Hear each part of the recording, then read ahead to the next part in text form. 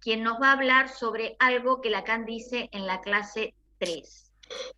Ante todo, quiero aclararles a todos que la versión con la cual yo puntué lo que en cada clase me pareció interesante de hablar, es porque me basé en la versión de Ricardo Rodríguez Ponte.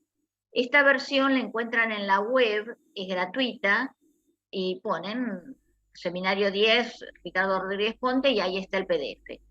Les digo esto porque es una versión, es muy, muy grande. Si se hubiera editado la edición de Ricardo, serían 3 tomos del Seminario 10. Por eso el de Paidós es más chiquitito, pues está más recortado.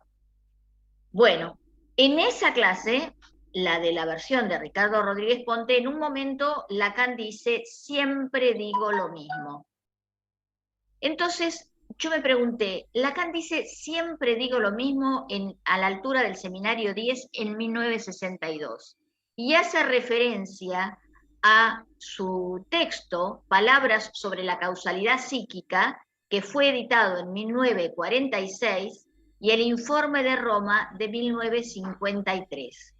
Entonces la pregunta es, ¿qué relación habrá entre esos textos del 46, casi al inicio de su enseñanza, de su transmisión más que de su enseñanza, este del 53 y el que ahora tenemos en 1962?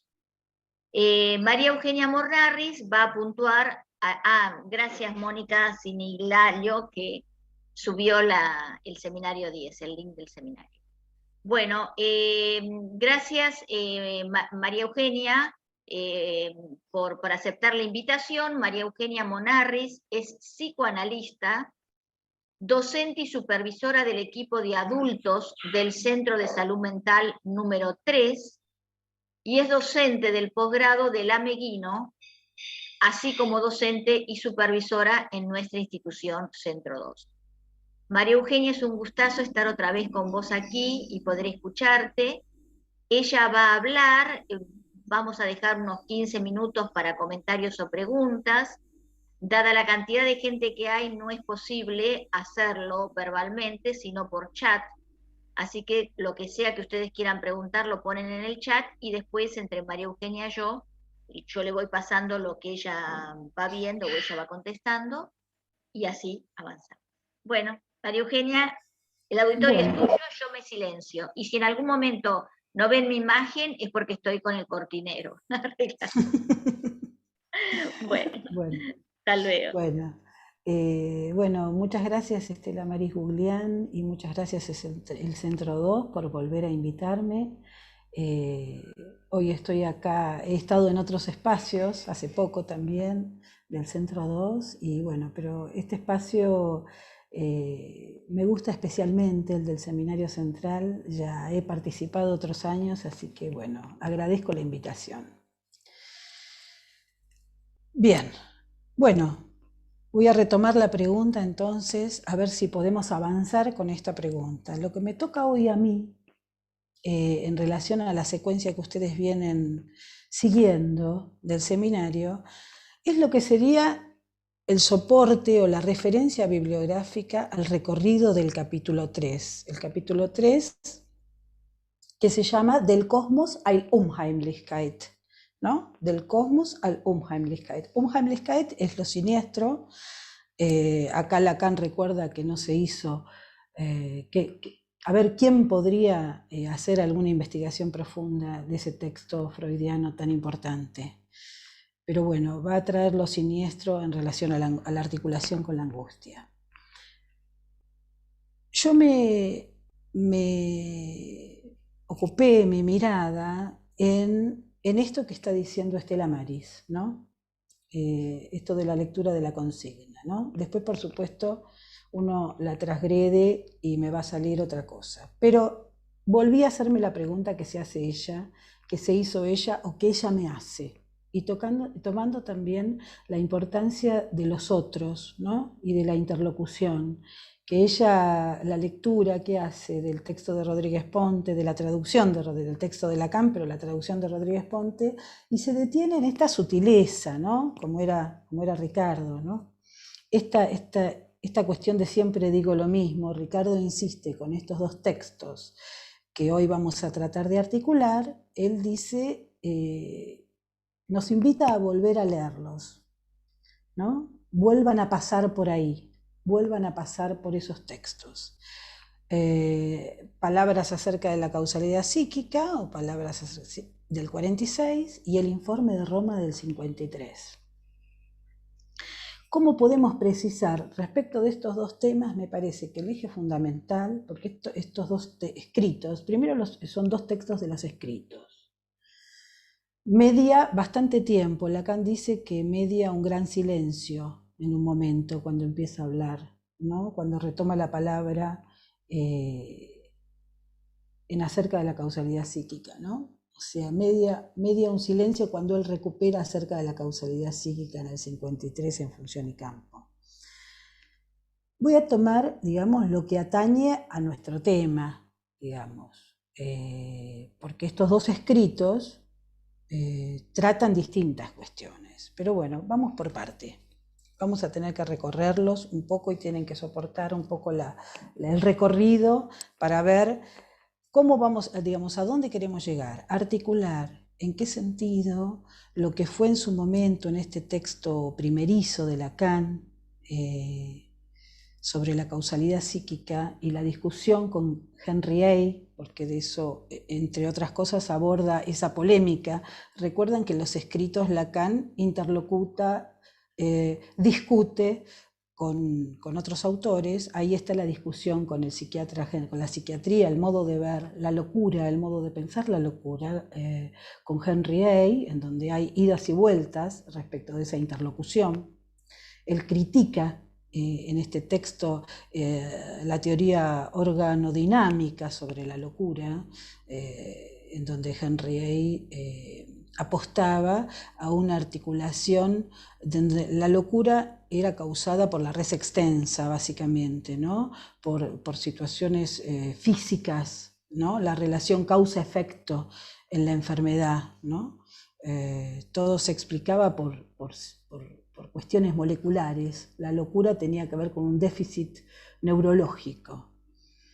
Esa era la hipótesis. Ahora después resulta que ahí en la explicación cada vez más se apoyaba en lo psíquico, en que era una causa psíquica. Entonces, digamos, pasaba esta cuestión en donde el desarrollo de la idea contradecía el postulado de la teoría. Entonces, bueno, en este texto, entre otras cosas, está la discusión con Henry A., pero creo que lo que más nos interesa a nosotros, por el seminario 10, es esta articulación entre lo imaginario y lo simbólico. Es esta articulación que decía, ¿por qué juntar estos dos textos? ¿Por qué articularlos? En donde uno pareciera ser que Lacan le da como una primacía a lo imaginario, y en otro, en Función y Campo, una primacía a lo simbólico, ¿no? Vamos a ver que esto, digamos, no es así. Digamos, si bien Lacan a lo largo de toda su obra, ustedes van a leer en seminarios que por momento el apoyo, la primacía está en lo imaginario, en los primeros seminarios, luego aparece lo simbólico como primacía, luego después lo real como primacía, hay que ir al hueso de lo real, etcétera, etcétera. Más allá de que uno en el recorrido de la obra pueda tener ese sentimiento de alienación a esa idea, no hay un progreso. No está la idea de progreso. Los registros son consistencias equivalentes y bueno, ya después van a ir viendo a lo largo de la formación que no hay que apuntar de ninguna manera a la idea de una disolución de lo imaginario ni una disolución de lo simbólico en pos de otro de los registros, ¿no? Bien. Lacan, el estadio del espejo. Vamos a empezar a ver algo del estadio del espejo. Seguramente que la persona que me siga va a trabajar el esquema óptico y el estadio del espejo en relación a la diferencia o a la distancia entre yo ideal y ideal de yo. Lo que me interesa acá, más bien, marcar respecto del estadio del espejo a la altura del 46 en este escrito, es que Rodríguez Ponte también me enseñó, hablando de Rodríguez Ponte, que los escritos hay que leerlos como las palabras cruzadas. O sea, no linealmente, siempre hay que articular algún párrafo del final con uno del medio, con uno del principio, digamos, había que descifrar los escritos. Cuando volví a leer este escrito, me pareció, digamos, que la cuestión del estadio del espejo acá y el auge del imaginario sitúa, por un lado, cierta falla primordial. Hay una falla primordial que tiene que ver con lo real biológico. ¿Se acuerdan cuando Lacan situaba esto de la prematuración? Me hizo acordar la Hilflosigkeit freudiana, ¿no? El concepto de indefensión. La prematuración.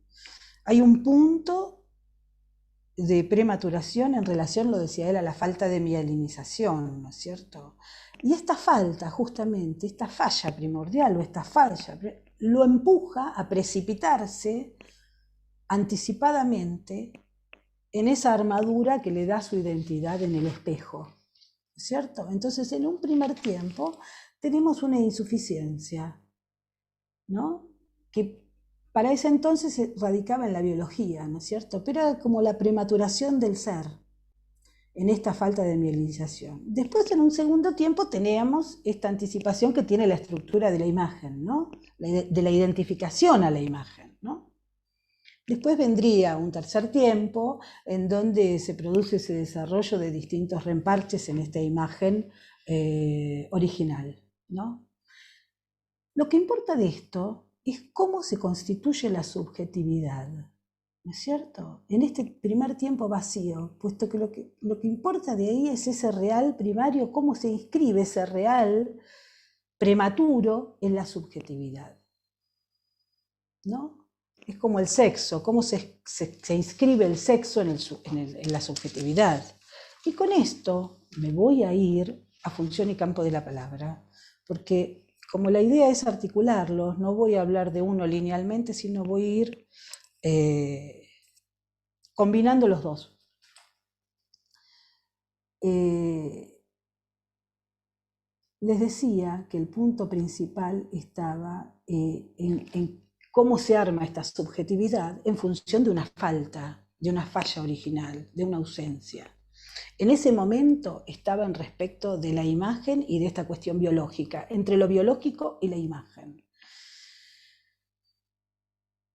¿Cómo retoma esto en el 53? ¿Cómo retoma esto en el 53? El estadio del espejo.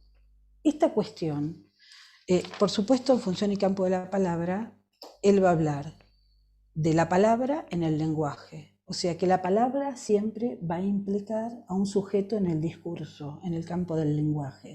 Recordemos que en la causalidad psíquica, la causa de la locura era la subjetividad que estaba ligada al sentido. O sea, lo fundamental que Lacan dice ahí es que al loco hay que darle crédito a la palabra, hay que darle crédito a su subjetividad, digamos. La subjetividad no tiene que quedar por fuera. Y es una razón psíquica, la razón, la causa. La causa es psíquica, no es física. Va a depender en relación a esa imagen especular si hay mediación o no hay mediación. Cuando hablo de mediación, hablo del otro, porque en este auge de lo imaginario, en ese estadio del espejo, también está el otro, porque es en un registro simbólico que se produce eso especular. Bien, avancemos un poco por función y campo de la palabra en el lenguaje. Función y campo de la palabra y del lenguaje, perdón, en psicoanálisis. Es importante que nosotros tomemos de los escritos todo el título entero, ¿no? Porque a veces son muy largos y uno tiende a decir la mitad. Bueno, función y campo de la palabra y del lenguaje en psicoanálisis. El primer apartado va a hablar de palabra plena y palabra vacía. O sea, vamos a hacer una excursión a esta época, ¿no? Palabra plena y palabra vacía, siguiendo con esta ideología de leer todo el título, es la realización psicoanalítica del sujeto. O sea, realización psicoanalítica del sujeto. ¿Esto no les resuena a la cuestión de la realización del deseo? La realización del sujeto. Justamente se está tratando de esto. ¿De qué sujeto se trata? ¿No? En francés, sujet es tema y también es pregunta. ¿Del qué sujet? ¿De qué sujeto estamos hablando? ¿Cuál es la cuestión? ¿No es cierto? ¿De qué sujeto estamos hablando? Y entonces va a decir ahí que toda palabra llama a su respuesta, con la cuestión de palabra plena y palabra vacía, ¿no? ¿Qué quiere decir? Que no hay palabra que no apunte, no apele a un otro, a la presencia de un otro, aunque sea el silencio. ¿Vieron como en el análisis la importancia que tienen los ajá, ¿no? Porque son respuestas. O sea, el analista tiene que estar muy advertido de que la palabra tiene esta dimensión, que es la dimensión del llamado. La dimensión del llamado. Por eso, digamos, en lugar de la abstinencia, por eso la interpretación, digamos, la palabra tiene esta dimensión, ¿no? En donde apunta a un otro, a la presencia de un otro. Así como les decía que en el otro texto aparece la cuestión del sentido en relación a la subjetividad, aparece el sentido de la locura, la esencia del sentido, en donde el sentido ahí no juega un lugar imaginario, pese a que más adelante el sentido va a ser efecto entre significantes, el sentido ahí apunta a una ruptura, a una discontinuidad, ¿no? en acerca de la causalidad. Acá, en función y campo, se trata del nacimiento del símbolo, digamos. Acá, a través de lo que ustedes saben del ejemplo del Fordá, del juego de ausencia y presencia del otro materno, aparece la posibilidad del registro simbólico, ¿no? Cuando les hablaba de que la palabra tiene dimensión de llamado y apunta a la presencia de un otro en el lugar simbólico, ese otro. Tenemos la alienación en la imagen que produce la función yoica, ¿no?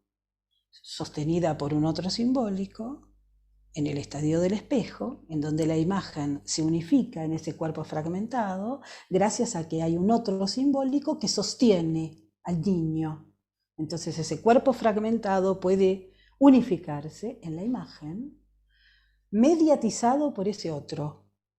Por eso en la locura, que no hay mediatización y hay inmediatez, hay colapso y entonces el yo se cree yo. No hay ilusión. Entonces, volviendo al nacimiento del símbolo, del registro simbólico, de la función simbólica, que es el acento que pone en función y campo Lacan, es la captura del sujeto humano por el lenguaje ahí. Cuando hablamos él ahí está discutiendo, cuando yo les digo que el analista tiene que estar advertido de que la palabra tiene esta dimensión de llamado, y por eso la abstinencia, y por eso la dimensión, digamos, cuando uno hace silencio, puede estar respondiendo a ese llamado. ¿Vieron cuando uno sale de esa sesión en donde el analista quizás no dijo nada, pero hubo un silencio? Que ese silencio funcionó como de sanción simbólica. O sea, mejor que no dijo nada. Porque si hubiera dicho algo, llenaba ese vacío que porta la palabra. La palabra encierra un vacío. No hay que decir acerca de todo. No todo es interpretable, ¿no? Por eso él ahí discute con los psicólogos del yo, que Anna Freud, Lowenstein, ¿no? En donde hacían el análisis de las resistencias, y ellos desconfiaban de la palabra en términos que suponían al inconsciente como un más allá de la palabra. Entonces no creían que la verdad iba a aparecer en el decir, en el acto de la palabra. Entonces el inconsciente estaba en otro lado, en las profundidades, y se resistía para no permitir hacer aparecer el inconsciente, ¿no? En cambio, acá Lacan dice de la importancia de la palabra y del oyente, ¿no? Y acá nos vamos acercando, porque me parece que Lacan en este seminario, por un lado avanza con el esquema óptico y por otro lado avanza con los grafos del deseo, ¿no es cierto? Yo digo para que ustedes en la cabeza se armen la idea del grafo de subversión del sujeto y del esquema óptico, paralelamente, digamos. Hay que manejar estos dos esquemas o estos dos grafos para poder avanzar en el recorrido, como decía en algún escrito, del discurso que acompaña a esos grafos, que es tan importante, ¿no? Acaba de decir Lacan que el analista es el destinatario, es el oyente, la función del oyente, la función del destinatario del discurso del paciente, y que cuando el analizante le dirige la palabra a ese analista, a ese fulano ocupando el lugar del otro, lo crea. Y acá tenemos otra dimensión importante de la palabra, digamos, que viene de Austin también, ¿no? El acto performativo de la palabra, la dimensión de acto, de toma de la palabra, es muy importante, ¿no?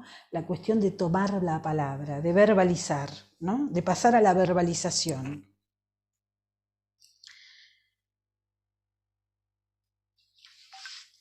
Bien, entonces, siguiendo con esta idea del sujeto, ¿no? La palabra hace su aparición, no todo es interpretable, como decíamos recién, y aparece la cuestión del efecto de verdad, ¿no? Aparece el tema de la verdad, como la verdad condiciona o no condiciona. Este es un eje también que va a seguir a lo largo de algunas clases de este seminario, ¿no? Cómo se entrecruza la angustia y la verdad. Esto de que la angustia es lo que no engaña, ¿no? Entonces, acá la verdad se asocia, digo para circunscribirnos a este escrito, función y campo, la verdad se asocia a la certeza, ¿no? Y a esta certeza subjetiva. Vieron cómo siempre vamos como forjando la idea de sujeto acá. O sea, cuando una interpretación es lograda, no cuando es exacta, porque puede ser inexacta la interpretación. Por eso no somos matemáticos ni físicos. No podemos hacer un cálculo exacto para que una interpretación dé en el blanco. Primero nos vamos a enterar después si da en el blanco. Y acá hay otro concepto que tiene este escrito, que es el de kairos, la ocasión. La ocasión la pintan calva. O sea, es el sentido de la ocasión lo que va a permitir transferencialmente al analista realizar su interpretación, ¿no? Y siempre nos vamos a dar cuenta después si pudimos aprovechar la ocasión o perder la ocasión. O sea, y esta es otra cosa que me interesa mucho destacar, que también va a aparecer en este seminario con Kierkegaard, que es la cuestión de la temporalidad, el tiempo, la temporalidad, ¿no es cierto? En este texto él quiere volver, obviamente se señala como obrero del movimiento freudiano, tiene las marcas de la escisión, porque este texto fue después de una separación de la Sociedad Psicoanalítica Francesa, y lleva las marcas de esa escisión respecto de que él quiere volver a ubicar el psicoanálisis en la línea freudiana, en la obra freudiana, a la letra freudiana. Entonces, la cuestión de la verdad no tiene que ver, decía recién, con la exactitud, ¿no es cierto? Sino con que el analizante, digamos, frente a una palabra plena, que por palabra plena en esos momentos podríamos decir que son el síntoma, el fallido, el sueño, digamos, está en relación a las formaciones del inconsciente, una palabra plena en donde el sujeto frente al lapsus se sorprende de lo que dice y en función de eso asocia. O sea, ¿no? Eso es un efecto de verdad. Cuando se produce ese toque en el blanco, ese dar en el blanco. Bien, el ejemplo que da acá, que es conocido por todos con respecto a la explicación o cuando está circulando por el lado del nacimiento del símbolo, lo simbólico, dice, en la biblioteca falta un libro. O sea, a lo real no le falta nada. La falta aparece en lo simbólico.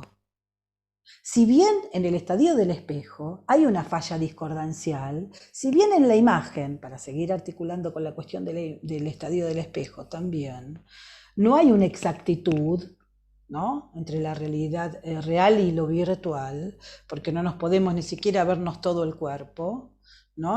Un yo no es igual a yo, el real de la imagen, no hay una exactitud, hay una falla entre lo real y lo ideal, y hay discordancias, y se habla también con todo el dispositivo del jarrón, el jarrón invertido, la imagen invertida, en esos términos habla Lacan ahí. Acá en Función y Campo va a traducirse en términos de que el analista, en lugar de oyente y desde el lugar del otro,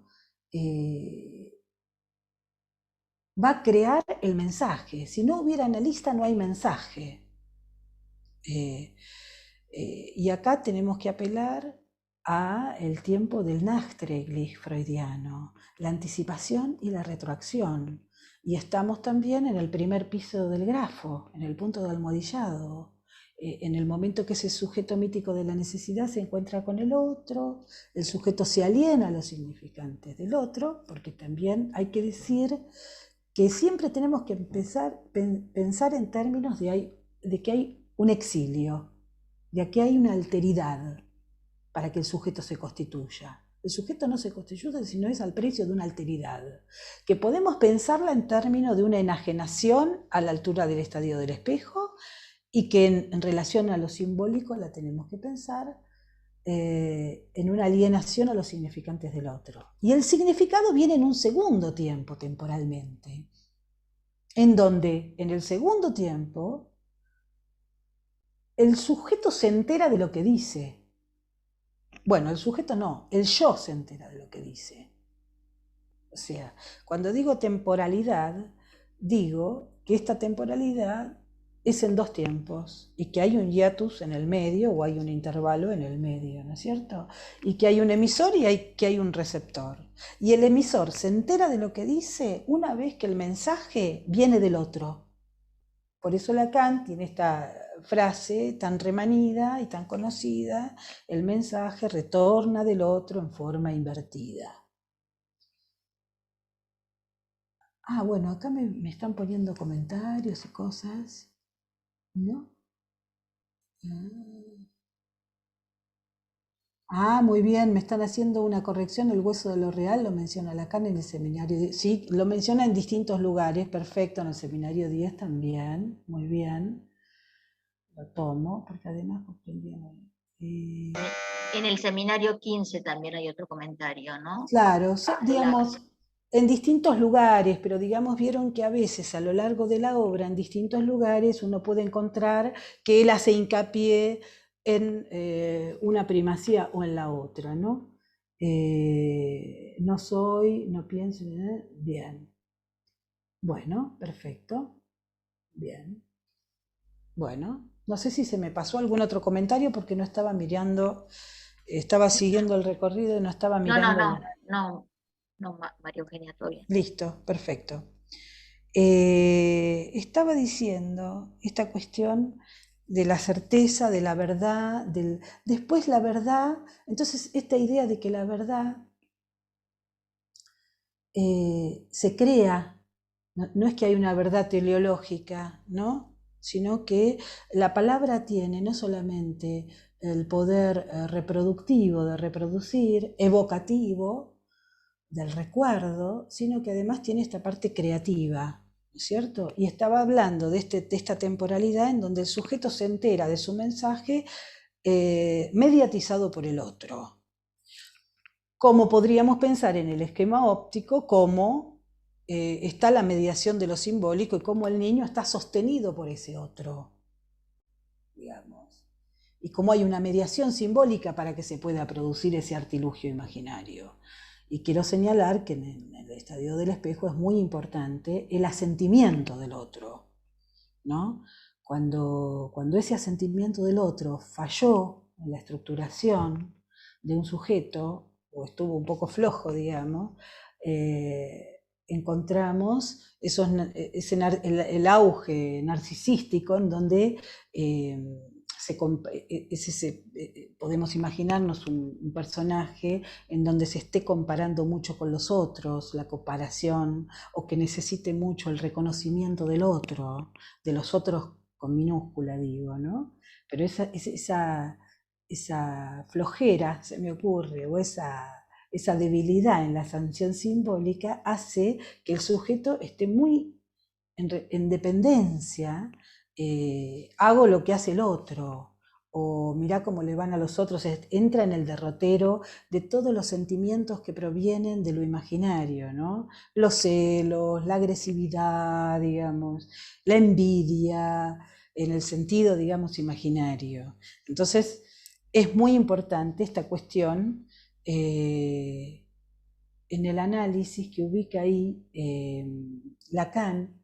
Él dice en este escrito que en el análisis hay un alocutor y un alocutario, o sea, como que se le dirige, hay alguien que habla y se le dirige a un otro, ¿no? Y es ese poder, él habla de que es un oyente, después en su versión del sujeto van a ver que él habla del poder discrecional del oyente, ¿no? Hay un poder discrecional del oyente, o sea, es un poder muy fuerte el que tenemos los analistas ahí, porque podemos enviar el mensaje para un lado o para otro. Hay ahí una cuestión también de posición, ¿no? de ética ahí, del deseo de analizar, ¿no? Porque no es cualquier cosa el poder discrecional del oyente. De acuerdo a esa escucha, el sujeto va a sancionar el mensaje, va a ir de una manera o de la otra. Bueno, estábamos con la cuestión de la verdad. Con la cuestión de la verdad, no sé si entonces quedó claro que la cuestión de la palabra plena iba más por el lado de las formaciones del inconsciente y la palabra vacía más por el lado de efectos narcisísticos, ¿no? También hace la diferencia acá entre je y moi, y en acerca de la causalidad psíquica también, en donde liga el moi más al mí mismo y el je a la función simbólica. Yo recordaba cuando volví a leer estos temas, esta época, que hace muchos años había un capítulo de un libro histórico de Jorge Hincks que se llamaba Una distinción tópica, el yo del enunciado, el sujeto de la enunciación, ¿no? Y entonces, lo que recuerdo que acentuaba este texto de Jorge era cómo el je es función de desconocimiento y funciona como shifter, pero designa y señala el lugar de enunciación. O sea, el sujeto habla con su yo, pero ese je, función de desconocimiento, nos podía permitir orientar desde dónde estaba hablando, cuál era el lugar de enunciación desde donde hablaba. Estela Maris, ¿dijiste algo o no? No. Bien. Pensé que habían... No, nada. No, tranquilo. Bien, listo. Bueno, pero lo que, digamos, fundamentalmente lo que se propone es una falta originaria, la falta simbólica, la falla en cuanto a esta falla de lo real de la biología en el espejo en el 46, en esa imagen que precipita la imagen en el espejo, ese punto de falla de prematuración biológica, son distintas faltas y agujeros que se van recubriendo. Y esto nos lleva a la cuestión, cuando hablaba de la verdad, de cómo nace, del nacimiento del psicoanálisis. El psicoanálisis no se gesta a partir de una verdad. Y esto Lacan se apoya en la premisa estoica, de los estoicos, en donde a partir de un juicio falso puede extraerse una premisa verdadera, ¿no? O sea, no tiene que haber una verdad en el origen, todo lo contrario, es más. Y ahí voy a leer una definición del inconsciente que hay en Función y Campo al final, que me gustó mucho, sobre el inconsciente, y que dice que el inconsciente, es larga la definición, pero solamente voy a tomar una parte. Dice que el inconsciente es ese capítulo de mi historia que está marcado por un blanco u ocupado por un embuste. Es dos puntos, es el capítulo censurado. Y entonces después va a hablar de la verdad. Dice, pero la verdad puede volverse a encontrar en otro lado, digamos. Y ahí dicen los monumentos, en los documentos, en los recuerdos, en la tradición, en la evolución semántica. Bueno, pero esto de que el inconsciente es como un blanco, ¿no? Un capítulo en blanco. La represión primaria, ¿no? Ocupado por la censura. Después habrá otros capítulos en relación al inconsciente, no solamente el ocupado por un blanco, ¿no? O el embuste. Después habrá otros capítulos. Pero esta cuestión de mi historia, ¿no? Mi historia. Qué importante la cuestión también ahí de la función yoica, ¿no? De mi historia, de poder apropiarse. Pero nos trae, decía, digamos, el intento acá de Lacan es volver a la cuestión del inconsciente estructurado como un lenguaje en relación a volver a la letra, ¿no? A que el deseo se lee a la letra. Y con esta cuestión del embuste, de la primera mentira, ustedes recordarán a Emma. Quería traer el recuerdo de Emma en el Entwurf, en el proyecto, ¿no? ¿Qué pasaba con Emma? Emma es el ejemplo, en el marco de las histéricas me mienten, de la primera histérica que trajo la cuestión de la primera mentira. O sea, como que en la escena traumática no hay que buscar la verdad histórica de la escena traumática, sino, como vamos a ir viendo, que Lacan va como vaciando esa escena traumática, en donde lo traumático quedaría como un real, como un agujero, ¿no? Pero el psicoanálisis nace con esta primera mentira, por eso un embuste. El inconsciente es un blanco que está ocupado por una mentira, ¿no? En relación a eso pensaba en Emma. Emma no puede ir sola a las tiendas a comprar ropa. Ropa en alemán es Kleider. Eso es lo que ella dice durante la cura. Y subrayo esto de lo que dice, ¿no? Recuerda entonces, aparece el primer recuerdo, a los 12 años, cuando entrando a un negocio a comprar ropa, ustedes se acordarán que se ríen los dos dependientes, ¿no? Uno de los cuales le gustó. Entonces, a partir...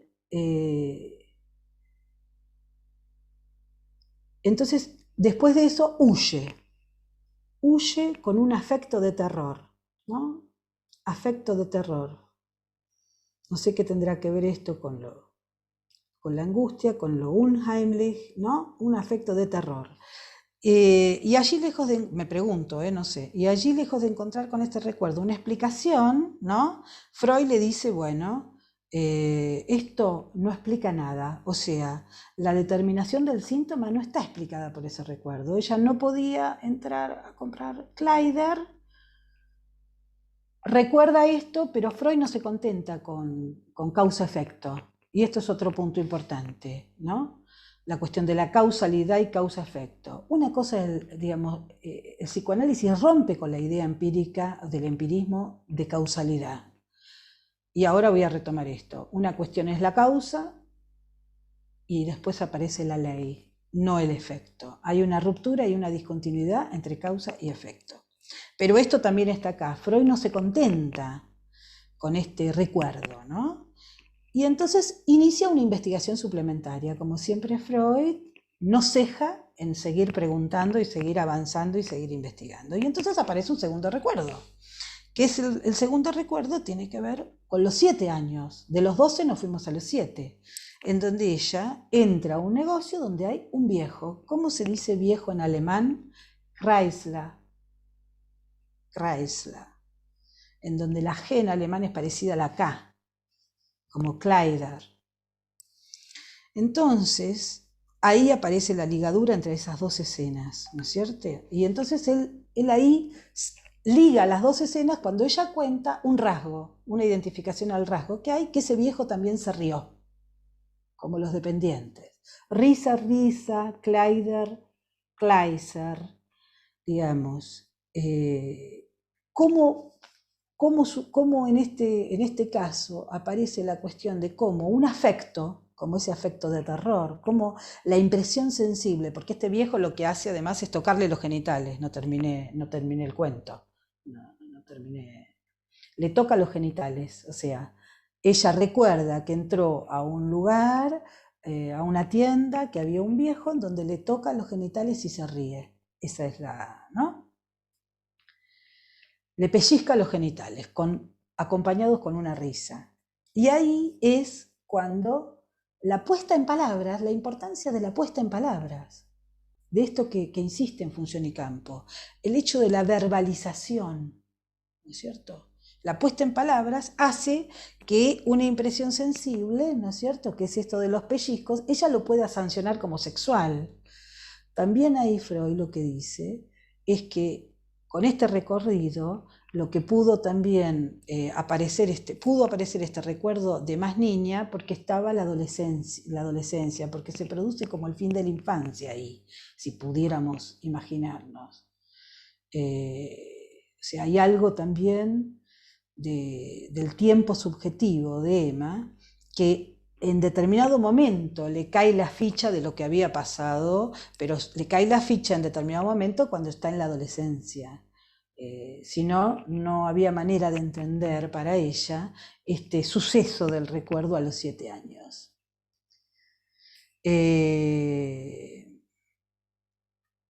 Bien, entonces, ahí Freud dice, hay un tiempo en el que Emma no puede ir sola a las tiendas, por ejemplo, ¿no es cierto? Y ahí dice el síntoma. Hay otro tiempo en que el síntoma se constituye en la escena, ¿no? Es esa con los dos dependientes. Ella entra y tiene que salir corriendo, asustada. Y después hay otro tiempo en que las impresiones sensibles, puestas en palabras, encuentran conexión, se pueden conectar.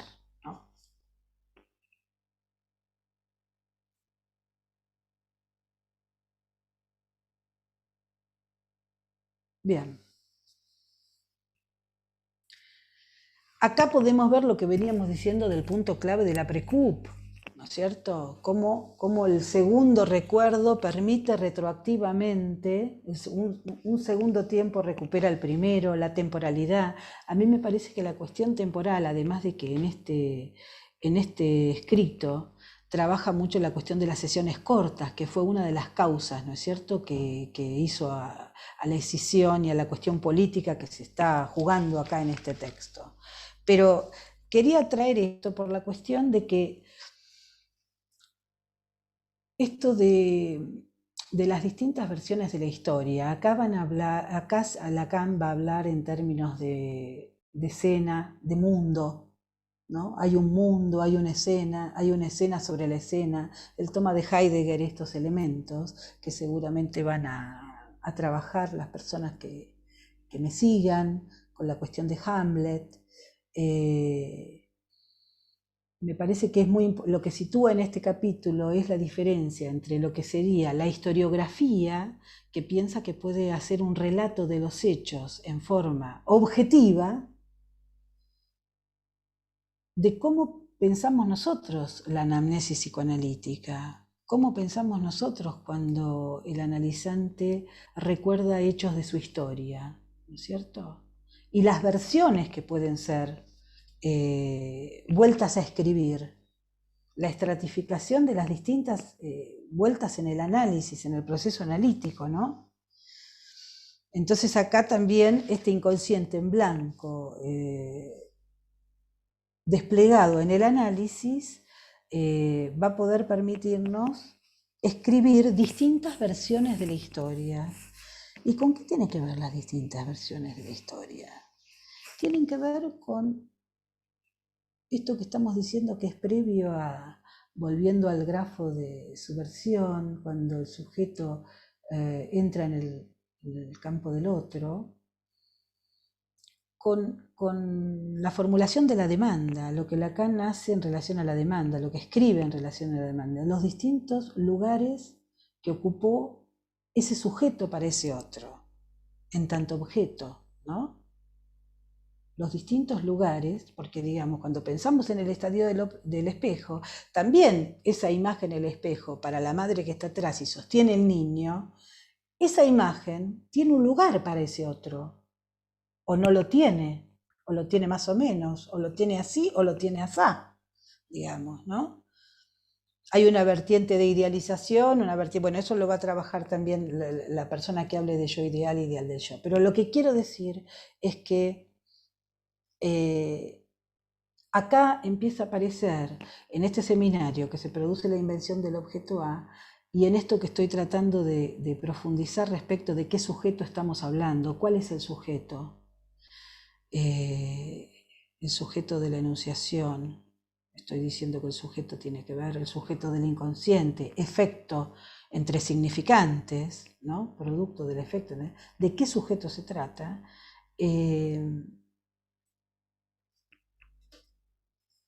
¿De qué sujeto se trata en el análisis también? ¿A qué sujeto apuntamos en el análisis, no? Me perdí. Del tiempo y de la expansión y de la temporalidad. La cuestión de que un análisis, porque esta decisión decía que tuvo que ver, la de función y campo, con las sesiones breves, ¿no? Y acá también, dejar las sesiones, la suspensión, el corte, el hiato, ¿no es cierto?, que se produce de sesión a sesión.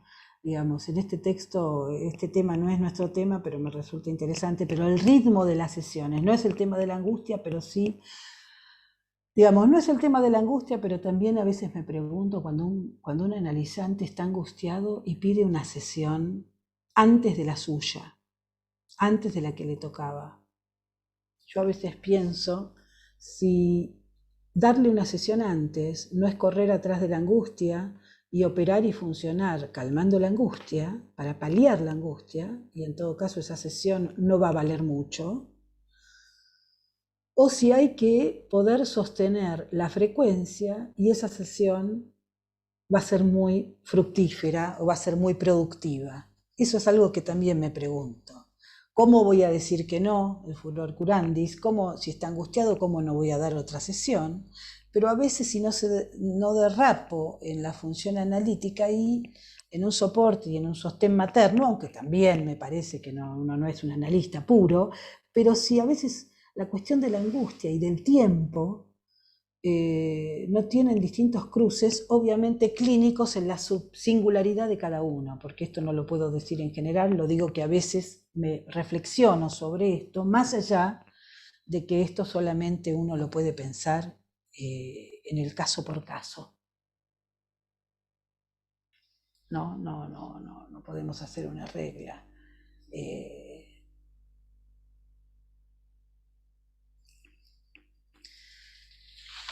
Bueno.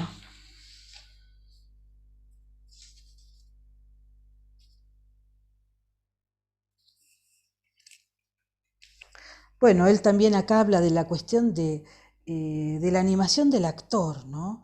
Cuando habla de la cuestión de que el discurso privado no es lo mismo, digamos, que un discurso no tiene que estar privado de una sanción simbólica, que todo discurso tiene esta sanción que vengo diciendo, dice con respecto al sujeto, habla de la animación del actor, ¿no? Y eso me gustó porque eso alude a la representación de la escena, ¿no? Como que, bueno, cuando escuchamos un relato, esto de el actor, ¿no? El que representa la escena, ya hay una distancia, ¿no?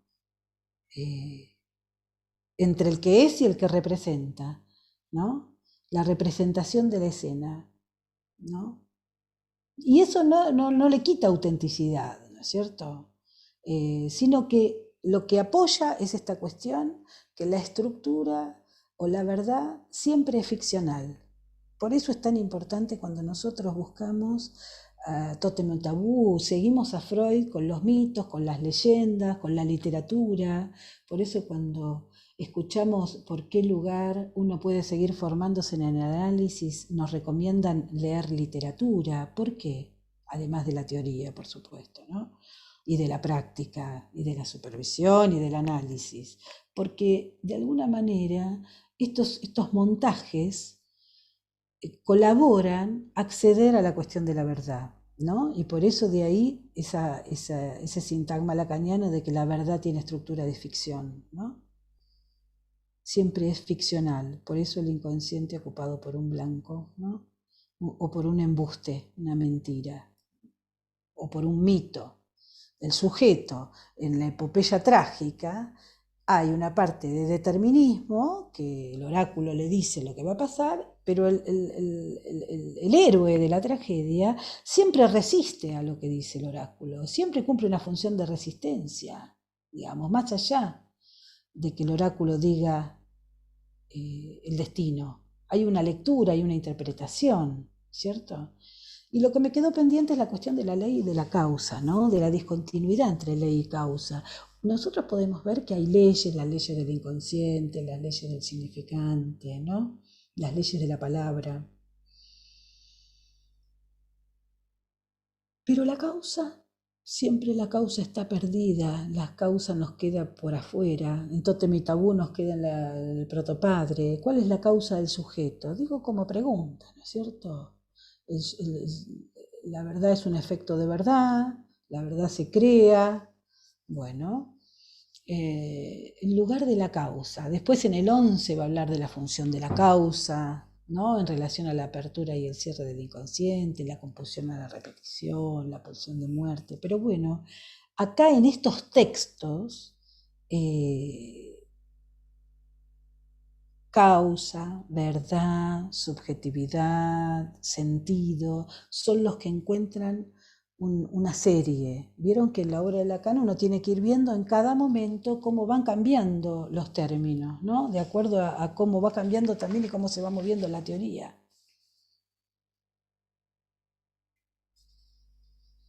Pero eso me había quedado, la diferencia, la ruptura, la discontinuidad entre ley y causa, ¿no?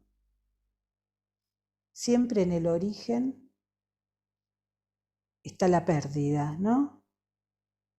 Cuando hablaba de la falta en lo simbólico, el agujero en lo real, ¿no? Siempre, digamos, la causa es una causa perdida, no se trata de recuperar nada, sino de sancionar esa pérdida, ¿no?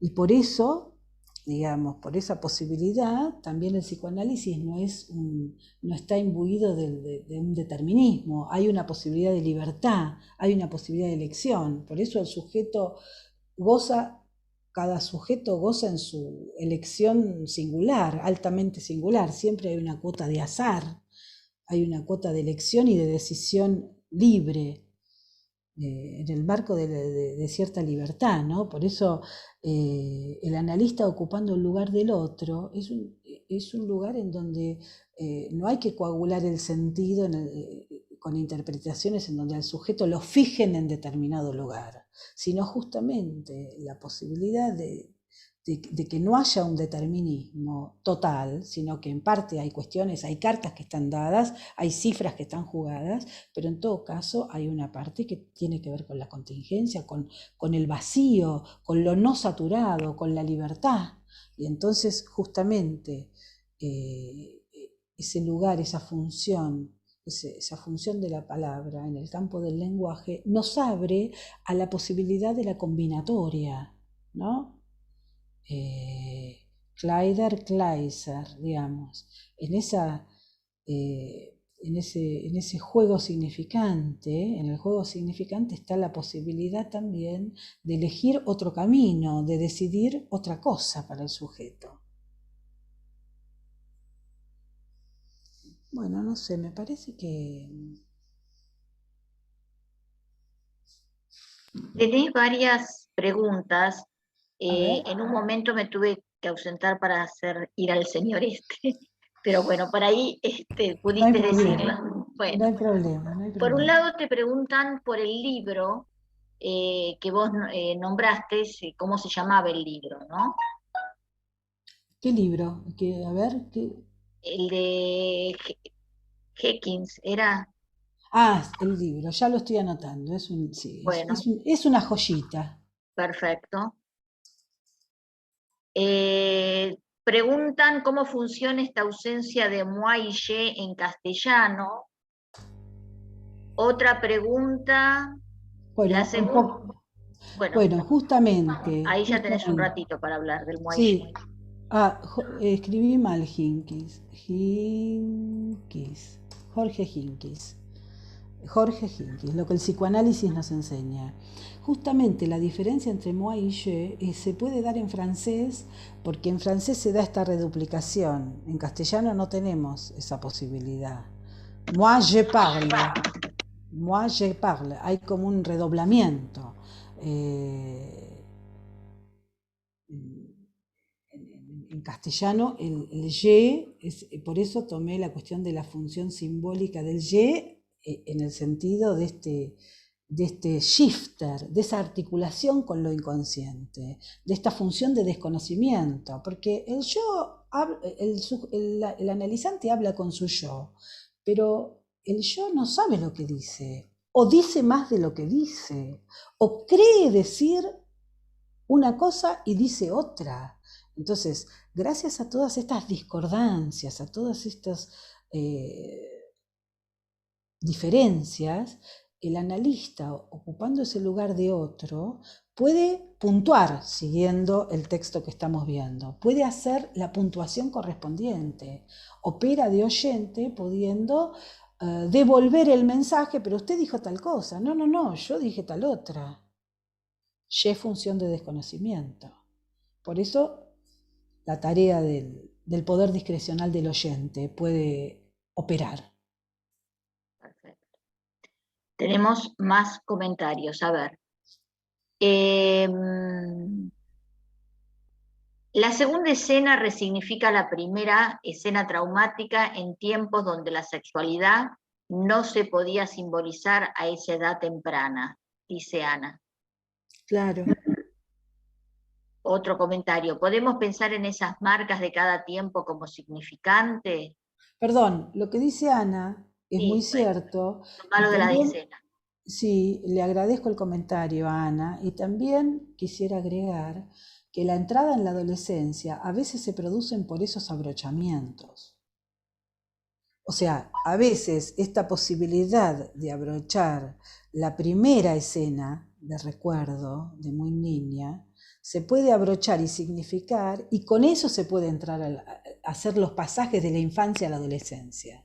Vieron que muchas veces uno se pregunta si hay algún momento de pasaje, cómo se produce el pasaje en niños o en jóvenes que son todavía niños y son adolescentes, pero digamos, no existe la edad cronológica de alguna manera, la edad evolutiva. El ser humano es muy desparejo. Entonces, bueno, esto también ofrece la posibilidad de sancionar otro momento histórico y de empezar otra historia, de empezar a hacer otra historia. Sí, nada más. En la misma línea, ¿cómo sería sancionar la pérdida? ¿Que quede como pérdida? Pregunta Graciela. Graciela, no, digamos, hablé de muchas pérdidas o de, no sé a qué te referís. Eh, ¿Cómo sería sancionar la pérdida? Es muy amplio, ¿no? No Se sé, no sé. pregunta de si será que queda como perdida. Sancionarla sería sancionarla como perdida, me parece entender eso. Bueno, la sanción simbólica siempre apunta no a una recuperación, sino a una pérdida. Entonces, desde ahí te podría decir que sí. Siempre Bien, la sanción simbólica apunta a, ¿no? A vaciar. bien, Maru, bien. A ver, Claudia Eva dice, ¿podemos pensar esas marcas de cada tiempo como significantes? El tema es cómo contextuar la pregunta en qué momento de tu charla, ¿viste? Bueno. Sí. A ver, volveme a repetir, porque yo fui y vine para poder Sí, articular. por eso. La culpa la tenés vos, porque me haces preguntas muy difíciles, yo trato de articularlas y entonces después me Se quedó arma el este, lío. me quedó este rebus que espero. Bueno, pero a ver, volveme a preguntar. Pero te digo una cosa, Maru, es excelente como lo estás planteando, realmente fue un desafío lo que te puse, me di cuenta después del desafío, y muy bien cómo vas articulando los textos del antes con el hoy en ese momento de Lacan. La verdad, una maravilla. Chapeau. Yo te agradezco porque fue un esfuerzo muy grande. Fue un Sí, sí, esfuerzo muy grande ir y venir de los dos textos y también no perderme del seminario 10, no perderme exacto. el seminario 10. O sea, son tres. Pero bueno, a ver, Bueno, la a ver, colega que me está preguntando, a a ver. ver, vuelvo sobre la pregunta. Sobre el sujeto, no, espera que perdí la hoja, acá.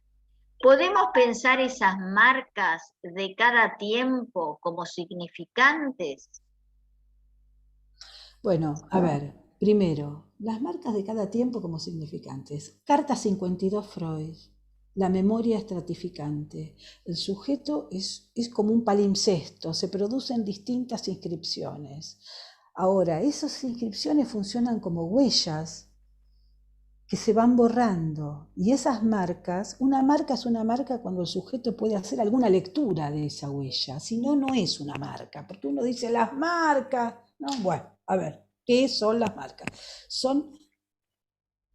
La huella es la lectura de la huella. La marca es la lectura de la marca. La huella es producto del borramiento de la traza de la marca, ¿no? La rueda del carro que pasa en el camino y deja la marca. Ahí tiene que haber un borramiento. O sea, todo esto lleva una explicación muy larga que tiene que ver con la diferencia entre traza, huella, marca. Pero el resultado o la conclusión rápida para contestar en estos momentos, te diría que el producto de esto es el significante, digamos, que es la letra, las pequeñas letras, Kleider, Kleiser, ¿no? Eso es lo que despunta, esa es la puntita del iceberg de donde nosotros tiramos.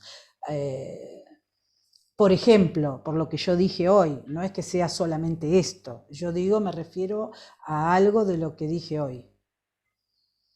Muy bien.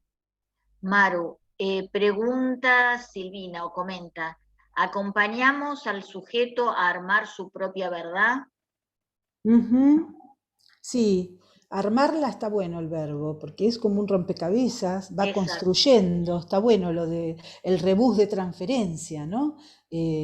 Vamos descifrando, es un trabajo de desciframiento, de rupturas y de cambios de piezas y de distintas versiones, ¿no? Sí, Sí, como la tabla Rosetta. claro. Bien.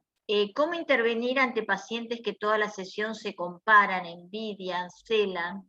La posición del analista para cortar con lo imaginario, ¿cómo hacerlo? Bueno, pregunta Bueno, difícil de es responder. una pregunta difícil, pero siguiendo la línea de la articulación que estuvimos viendo hoy, es desde lo simbólico. Porque, digamos, uno no es que tiene que apuntar a disolver eso, ¿no es cierto? Sino que interviniendo simbólicamente y siguiendo lo que vengo diciendo de que toda intervención apunta a una pérdida de goce, entre comillas, entonces cuando abunda toda esa proliferación imaginaria de lo que hacen los otros y yo no, de lo que mi mamá le dio a mi hermano y a mí no, de las comparaciones y donde lo imaginario empieza a tener como mucha infatuación y mucho abultamiento, acá Lacan habla de la puntuación del oyente, que tiene que ver con el silencio, que el silencio es muy importante, con situar la mismidad de eso, que de eso no se sale, es un callejón sin salida eso. Es la lucha del puro prestigio, de vida o muerte, eso, no hay salida para eso. El narcisismo sería lo que acá llama palabra vacía y que obtura el inconsciente. Habla de todo esto, pero para no hablar de qué cosa. Se la pasa hablando de los problemas que tiene con la hija, se la pasa hablando. Pero, ¿por qué? Y ahí la función de la causa. ¿Por qué habla todo el tiempo de esto? ¿Para qué? ¿Para no hablar de esta otra cosa? ¿Será? Digo, cuando lo imaginario, ¿qué pasa cuando lo imaginario ocupa abultadamente todo el espacio? Corte de sesión, escansión, suspenso. Tenemos que entrar en la novela negra. Nosotros tenemos que entrar en la tragedia, en que Edipo mató a Layo, agarró este camino justo en la encrucijada, pero si hubiera agarrado por otro lado hubiera pasado otra cosa. Hay una parte de este trabajo, o este oficio, o este arte, no sé cómo llamarlo, o este imposible de analizar, que tiene que ver con generar cierto suspenso, cierta suspensión, no que todo coagule, cierta suspensión. Viene a contarme todo el tiempo lo que hacen las compañeras de la oficina. Me estoy inventando todo, por supuesto, ¿no? Pero ¿y qué tiene? ¿Por qué ocupará todo el lugar? Como si uno dice, bueno, ese es el yo del discurso. ¿Desde dónde está hablando? ¿A quién le está hablando? Las preguntas que tienen que ver con el por fuera, por eso dije la causa, ¿no? ¿Qué hacen a que pase esto? Bueno, eso es lo que se me ocurre contestarte. Muy bien. Sigo con otra. A ver. Eh, ¿Podéis comentar algo en relación al momento de aparición de angustia cuando aparece algo donde tiene que aparecer una falta? El momento de aparición de angustia ¿Podés es comentar algo a ver, espérate, porque también me cuesta entenderla. ¿Podés comentar algo en relación al momento de aparición de la angustia cuando aparece algo donde tiene que aparecer una falta? Me parece que se refiere a cuando falta la falta. sí. Bueno, Lacan plantea esta cuestión del que voy, ¿no? De qué soy para el otro, qué objeto soy para el otro, ¿no? En esta figura de la mantis religiosa. Entonces, ¿qué pasa? Eso lo van a ver bien en este capítulo con el Unheimlichkeit. Cuando en el lugar de la falta aparece el monstruo, cuando en el lugar de la sombra aparece el monstruo. O sea, cuando hay un relleno imaginario en esa nada, en esa oscuridad, ¿no? Entonces, bueno, la angustia aparece cuando allí donde no tiene que haber nada, aparece algo. ¿Cómo se simboliza? ¿Cómo se metaboliza eso? ¿No? Te lo dije a través de la cuestión del Unheimlichkeit, ¿no? Lo siniestro. Lo siniestro. ¿No? Que pasa muchas veces con el duelo, ¿no? Cuando fenómenos cercanos al duelo, que es que alguien perdió un ser querido, y si antes yo tenía una paciente que me decía que la mamá, que se había muerto hace poco, le susurraba en el oído, ¿no?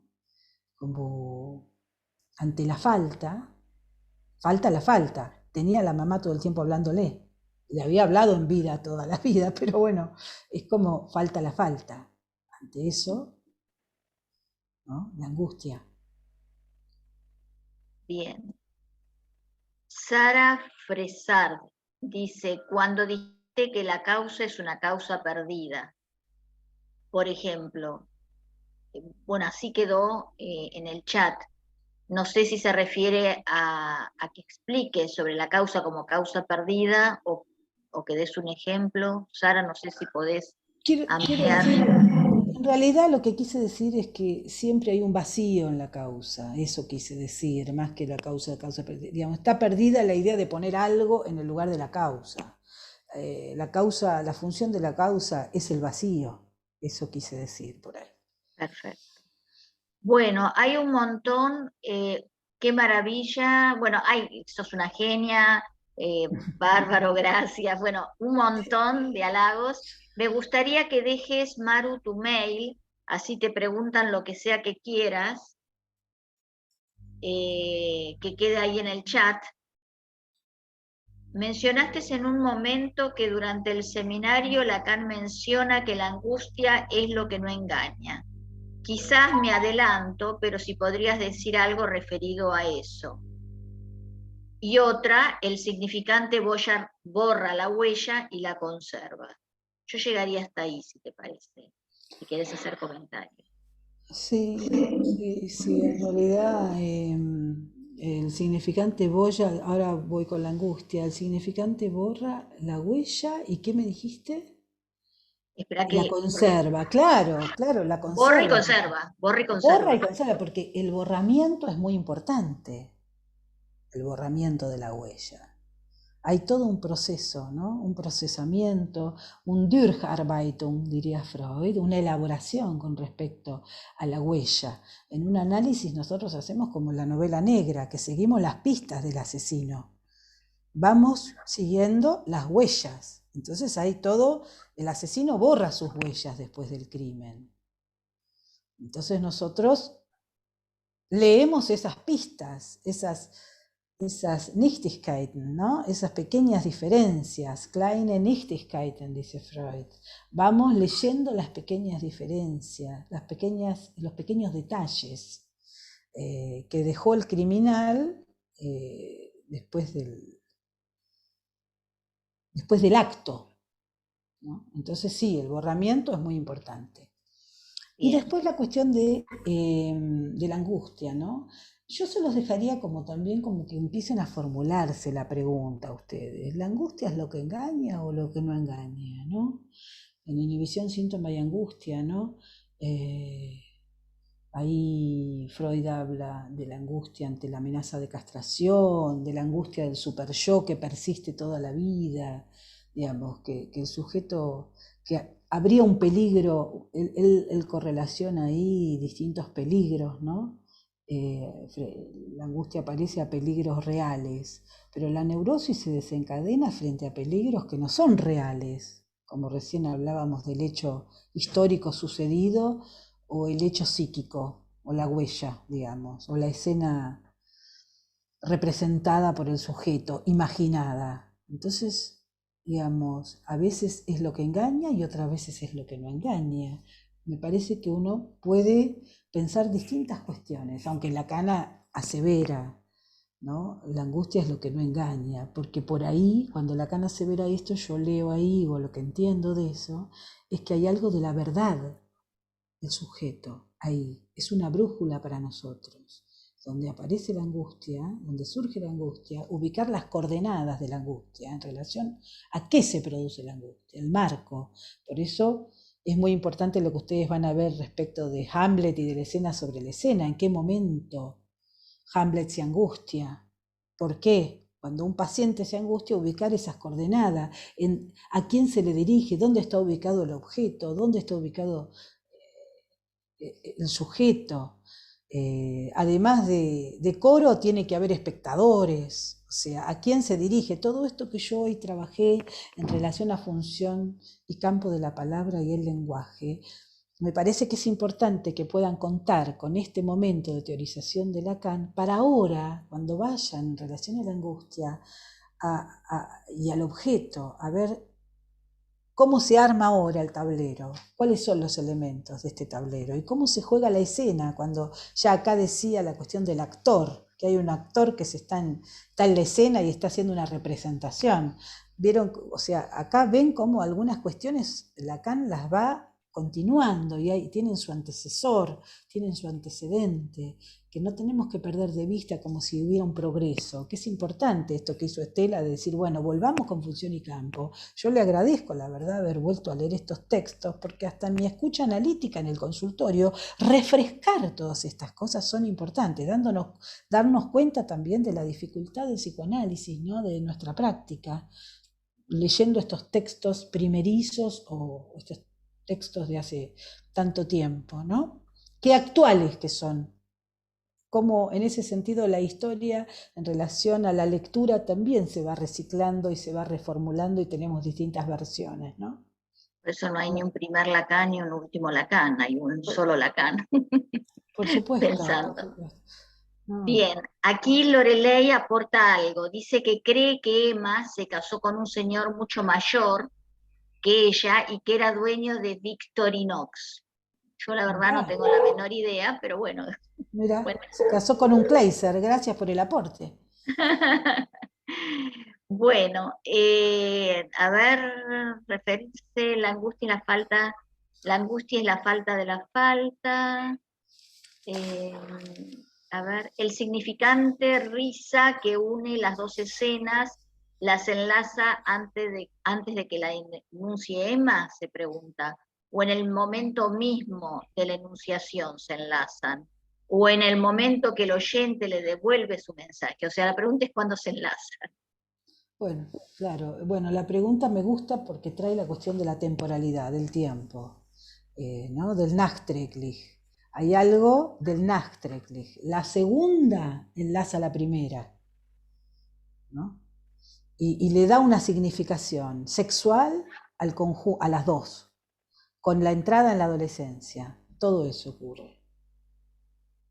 Bueno, Bueno, Maru, yo yo pararía les quiero acá porque si agradecer. no es Sí, agotador. sí, no, no, ya está, ya está, ya Y yo está, por también favor. estoy agotada de preguntarte, Ya de está, leerte las gracias, preguntas. te agradezco, te Yo quiero agradezco. decir una cosa, y es que ustedes acá en Acto vieron un analista produciendo lo que nosotros llamamos efecto de transmisión. Maru, le tiré, la verdad, una pregunta difícil, y la vieron a Maru interrogarse, preguntándose, pensando, articulando. No dio una conferencia en la Sorbonne, simplemente estuvo acá interrogándose a sí misma en posición de analizante y no de analista, lo cual me parece genial porque estás haciendo en acto el efecto de transmisión. Así que te agradezco enormemente, Maru. Por La favor. grabación creo que queda en la semana que viene, me parece que dijo Debbie. Y la semana próxima quien va a hablar es, creo que es Silvana Tagliaferro. Bueno, ahora se me borró. Sí, aquí está, Silvana Tagliaferro, quien va a volver sobre la clase 3 con las observaciones sobre el informe de Daniel Lagache y la diferencia entre yo ideal e ideal del yo. Vuelvo a recordarles que traten en lo posible de seguir las clases de Ricardo Rodríguez Ponte, que son clases mucho más eh, trabajadas, digamos, y que tienen muchas más puntas para poder ir siguiéndolas. Gracias, Maru, por la invitación. Gracias. No, por favor. Gracias a todos. Nos vemos en la próxima. Nos vemos la Chao. próxima. Un Hasta besote. luego. Chao, Gracias chao. a todos. Chao. Escríbanle al mail las preguntas que les Por parezcan supuesto, convenientes o lo que por no se llegó supuesto. a contestar. Gracias. Decilo en voz Hasta alta, Maru, luego. porque creo que no lo enviaste por el chat. ¿Ah, no? Tu Ah, mail. entonces, ¿Cómo? a ver, ¿cómo? Mi mail es Dígamelo. marumonarriz@gmail.com. marumonarriz@gmail.com. Monarriz es doble R. Doble R y Z. Perfecto, listo. Ahí está. Muy bien. Bueno, Gracias, hasta Maru. luego. Nos vemos. Chau. Chao, Nos chao. vemos. Hasta luego. Chau, gracias. Chao, Graciela. La próxima nos invitas con ese matecito que estás tomando, Graciela. Chao.